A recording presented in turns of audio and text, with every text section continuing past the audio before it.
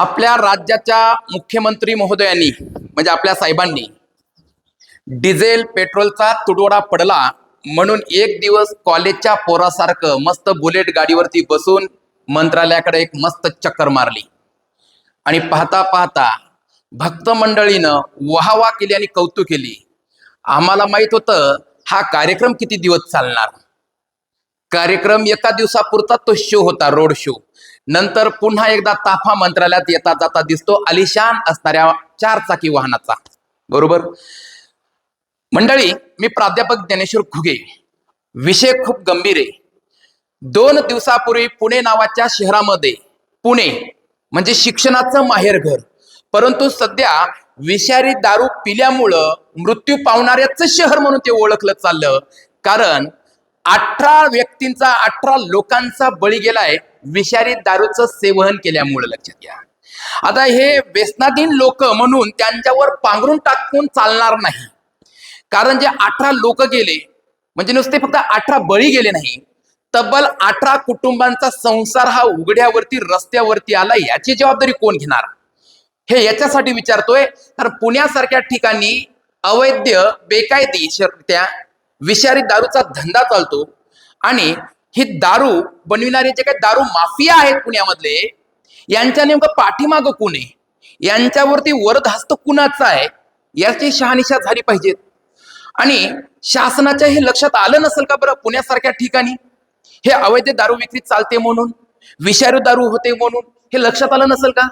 मग कधी कधी असा प्रश्न आम्हाला पडू नये का की या दारू माफियांकडून सत्तेत बसणाऱ्या मुख्यमंत्री महोदयांच्या पक्षाला कदाचित फंडिंग जात असेल, किंवा मग हे सत्तेतले त्यांच्याकडून हप्ते घेत असतील.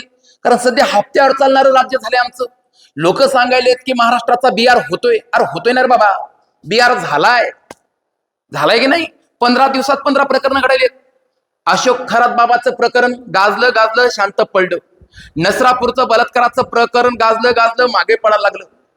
अलीकडच्या काळामध्ये नीटचा मोठा घोटाळा झाला, त्याचं कनेक्शन आपल्या महाराष्ट्रामध्ये मोठेगावकर साहेब आणि त्यांच्या आजूबाजूचे झिंगेमिंगे, कारण तिथं मासा येतं.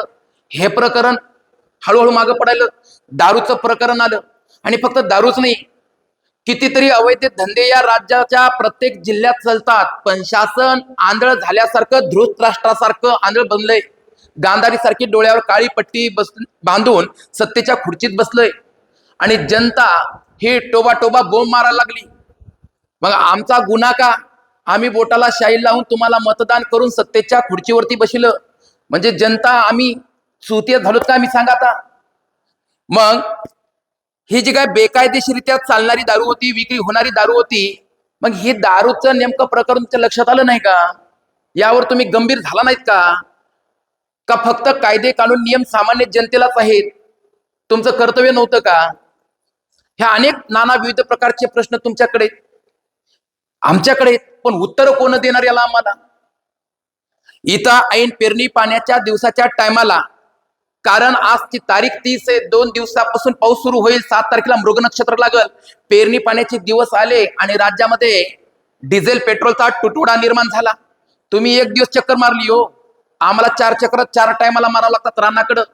ना ट्रॅक्टरमध्ये डिझेल आहे ना गाडीत पेट्रोल आहे. मग एखाद्या दिवशी तुम्ही पेट्रोल पंपावरती रांगेत येऊन बघा. अहो इकडं आमच्याकडच्या जिल्ह्यांमध्ये तर, परभणी सारख्या जिल्ह्यामध्ये तर लोक कॅनी एकमेकाच्या डोसक्यात घालायला लागले. डिझेल पेट्रोल भेटणं हाणामाऱ्या चालू येतात आणि तुम्ही मस्त त्या ठिकाणी शांततेत बसून गेम बघायला लागलात. गेम आमचा वाजायला लागलात. आमच्या बुडाला आग लागायला लागली. पेरणीचे दिवस आले तर आणि उन्हात रखरखत्या बसून आमचा मुळ्यात उठायला लागलाय. मग याच्यावर जर तुम्ही संवेदनशील असतात तर थोडंसं आमच्याकडे बघा. आता झाल्यात राज्यातल्या निवडणुका संपल्यात, देशातल्या निवडणुका संपल्यात, तरी तुम्ही कुठून तरी काढल्या निवडणुका विधान परिषदेच्या. चलू द्या कार्यक्रम तुमचा, कारण ठोकून आम्ही आमचीच घेतली. आता असो, जास्त बोलणार नाही, पण लवकरात लवकर हे जे काय अवैध धंदे चालू आहेत, जी काय विषारी दारूची विक्री चालू आहे, ह्या माफीवीरांना जर बसला असं काम करा, नाही तर हप्ते घेऊन सोडून द्या. धन्यवाद. जय महाराष्ट्र.